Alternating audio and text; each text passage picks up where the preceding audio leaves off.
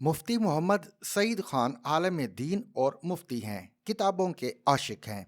पुराने मरी रोड पर छत्तर के मुकाम पर उनका मदरसा और यूनिवर्सिटी है। उन्होंने वहाँ वसीब कुतब खाना बना रखा है। मैंने पाकिस्तान में इससे बड़ी प्राइवेट लाइब्रेरी नहीं देखी। मुफ्ती साहब की लाइब्रेरी में 100 साल पुरानी किताबें भी मौजूद हैं। किताबों की कुल तादाद लाख से ज़्यादा है। आपको किसी भी फ़िक़्ह की कोई भी किताब चाहिए या आप अहादीस, तफसीर और इस्लामी तारीख़ की कोई भी किताब पढ़ना चाहते हैं तो आप छत्तर चले जाएं। मुफ्ती साहब की लाइब्रेरी जाएं और आपको वो किताब वहां मिल जाएगी। पूरे मुल्क से लोग एमफिल, पीएचडी और सीएसएस के लिए मुफ्ती साहब के दारुल उलूम आते हैं। मुफ्ती साहब उन्हें रिहाइश भी देते हैं, खाना भी और कपड़े भी, और ये लोग अपनी रिसर्च की तकमील तक वहाँ रहते हैं और मुफ्ती साहब इसके इवज़ किसी किस्म का मुआवजा नहीं लेते। दारुल उलूम का रोज़ाना खर्च 1.5 लाख रुपए है और ये रकम अहले खैर अदा करते हैं। मुफ्ती साहब किसी तालिब इल्म या लाइब्रेरी से इस्तिफ़ादा करने वालों से कोई पैसा वसूल नहीं करते। उनकी शख्सियत में बेतहाशा हलीमी, आजिज़ी और सब्र है। ये फितरतन सादा और शरीफ हैं। साइड पर बैठकर काम करना चाहते हैं और ये कर भी रहे हैं। झूठ बिल्कुल नहीं बोलते, सच बोलेंगे, और अगर सच से फसाद का अंदेशा हो तो ये खामोश रहेंगे। ये पीटीआई की कोर कमेटी में शामिल हैं। इमरान खान से उनका ताल्लुक 2005 में शुरू हुआ था और ये आहिस्ता आहिस्ता पार्टी में शामिल हो गए। मुफ्ती साहब ने रिहाम खान और बुशरा बीबी का इमरान खान से निकाह पढ़ाया था। ये दोनों निकाह दो दो बार हुए थे।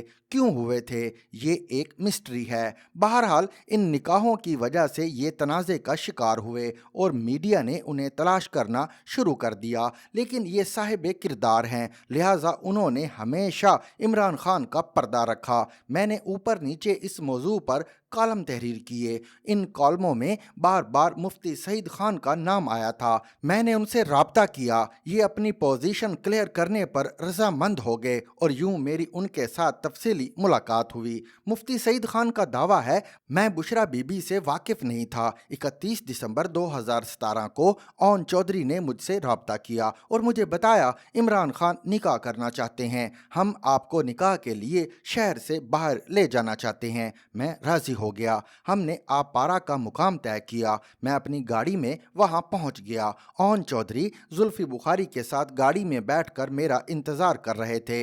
मैं जिंदगी में पहली बार उस दिन जुल्फी बुखारी से मिला था। हम वहां खड़े होकर इमरान खान का इंतजार करने लगे। इमरान खान आए और ये ओन चौधरी और जुल्फी बुखारी के साथ एक गाड़ी में लाहौर रवाना हो गए, जबकि मैं दूसरी गाड़ी में उनके पीछे चल पड़ा। हम लाहौर पहुंचे। मुझे डिफेंस में किसी घर ले जाया गया। वो एक बड़ा घर था। वहाँ 2-3 खानदान मौजूद थे। मेरी वहाँ बुशरा बीबी से पहली मुलाकात हुई। हमने निकाह का फॉर्म पुर करना शुरू किया। बुशरा बीबी की बहनें और सहेलियाँ भी मौजूद थी और बच्चे भी। मुफ्ती सईद बुशरा बीबी के बच्चों को नहीं पहचानते थे, लिहाजा ये नहीं जानते ये बीबी के अपने बच्चे थे या वो किसी दूसरे खानदान से ताल्लुक़ रखते थे। मैंने बुशरा बीबी से पूछा, क्या आपका नाम बुशरा बीबी है और आपके वालिद का नाम ये है? खातून ने तस्दीक कर दी। मैंने पूछा, क्या आप निकाह के काबिल हैं, यानी क्या आप शरीयत के तमाम तकाजे पूरे करती हैं? आप तलाक और इद्दत के अमल से गुजर चुकी हैं? बीबी ने तस्दीक कर दी। मैंने उनकी बहनों और सहेलियों से भी तस्दीक कराई। उन्होंने भी एतराफ़ किया ये तलाक याफ्ता हैं और इद्दत पूरी कर चुकी हैं। मैंने मुफ्ती साहब को टोक कर पूछा, क्या आपने बुशरा बीबी की तलाक के कागजात देखे थे? मुफ्ती साहब का जवाब था, मैंने नहीं देखे और निकाहों के दौरान अमूमन इस किस्म के कागजात का मुतालबा नहीं किया जाता। मैंने अर्ज़ किया, इसके बाद क्या हुआ? मुफ्ती साहब का जवाब था, हक महर की बात हुई। इमरान खान ने अपना जमान पार्क का घर और बनी गाला का 7 कनाल का प्लॉट बुशरा बीबी को हक महर में दे दिया। हमने ये हक महर फॉर्म पर तहरीर कर दिया। اس کے بعد نکاح ہوا۔ عمران خان نے بشرا بی بی اور بشرا بی بی نے عمران خان کو قبول کر لیا۔ میں نے دعا کرائی، حاضرین نے آمین کہا اور عمران خان دلہن کو لے کر اس گھر سے رخصت ہو گئے۔ میں نے پوچھا کیا بشرا بی بی کی رخصتی آپ کے سامنے ہوئی تھی؟ یہ بولے جی ہاں، بشرا بی بی کی رخصتی میرے سامنے ہوئی تھی۔ میں نے پوچھا کیا نکاح نامے پر عمران خان اور بشرا بی بی دونوں نے دستخط کیے؟ مفتی سعید کا جواب تھا جی ہاں، یہ دستخط میرے سامنے ہوئے تھے۔ عمران خان اور بشرا بی بی کی رخصتی کے بعد میں فارم سمیت گھر سے نکلنے لگا تو اون چودھری نے وہ فارم مجھ سے لے لیا۔ میں نے پوچھا یہ نکاح کس تاریخ کو ہوا تھا؟ یہ بولے 1 جنوری 2018 کو۔ میں نے پوچھا کیا آپ کو بشرا بی بی کی عدت کا پتہ تھا؟ یہ بولے مجھے اس وقت پتہ نہیں تھا، بی بی نے مجھ سے غلط بیانی کی تھی۔ میں نے پوچھا کیا عمران خان کو پتہ تھا؟ یہ بولے میں اس کے بارے میں وثوق سے نہیں کہہ سکتا، تاہم نکاح کے چند دن بعد عمران خان اس حقیقت سے آگاہ ہو گئے تھے اور انہوں نے مجھ سے کہا تھا میری عزت اب آپ کے ہاتھ میں ہے، آپ پلیز اس کی حفاظت کیجئے گا۔ میں نے ان سے وعدہ کر لیا اور میں آخر تک یہ وعدہ نبھاتا رہا۔ میں نے پوچھا عدت کا ایشو آپ کو کس نے بتایا تھا؟ یہ بولے مجھے اون چودھری اور خان صاحب کے چند دوسرے دوستوں نے بتایا تھا۔ میں نے پوچھا آپ کا ری ایکشن کیا تھا؟ یہ بولے مجھے بہت برا لگا کیونکہ یہ سیدھا سادہ گناہ تھا، لہٰذا میں نے اون چودھری اور عمران خان کو بتایا آپ کو عدت کے بعد اس نکاح کی تجدید کرنا ہوگی، اور یوں یہ لوگ عدت پوری ہونے کا انتظار کرنے لگے۔ میں نے پوچھا دوسرا نکاح کب ہوا؟ یہ بولے دوسرا نکاح 18 فروری 2018 کو ہوا۔ میں نے پوچھا کیا اس نکاح کے گواہ بھی اون چودھری اور زلفی بخاری تھے، اور کیا اس میں بھی فارم مکمل کیا گیا تھا؟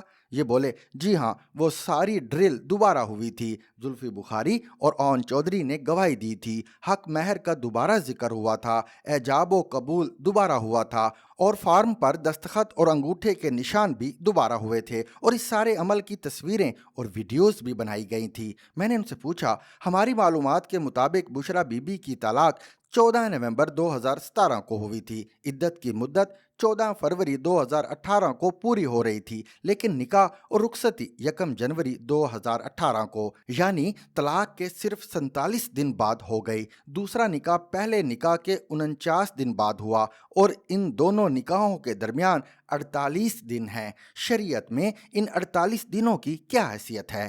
یہ بولے یہ دن گناہ ہیں اور بشرا بی بی گنہگار ہیں کیونکہ انہوں نے جان بوجھ کر اپنی عدت چھپائی۔ یہ اس لحاظ سے بھی زیادہ برا تھا کہ بی بی دیندار، پرہیزگار اور اسلامی شریعت سے واقف بھی تھیں، لہٰذا انہیں توبہ بھی کرنی چاہیے اور تجدید ایمان بھی۔ میں نے پوچھا اور عمران خان؟ یہ بولے اگر عمران خان عدت سے واقف تھے اور انہوں نے جان بوجھ کر اللہ کے حکم کی خلاف ورزی کی تو یہ بھی گناہ کے مرتکب ہوئے ہیں۔ میں نے پوچھا کیا آپ عمران خان کو اس ضمن میں بے گناہ سمجھتے ہیں؟ یہ بولے یہ اللہ اور عمران خان کا معاملہ ہے، خان صاحب نے اگر یہ سب کچھ جان بوجھ کر کیا تو یہ بھی برابر کے ذمہ دار ہیں، اور اگر یہ عدت سے واقف نہیں تھے تو پھر ساری ذمہ داری بشرا بی بی پر عائد ہوتی ہے۔ میں نے آخر میں پوچھا کیا آپ خود کو ذمہ دار سمجھتے ہیں؟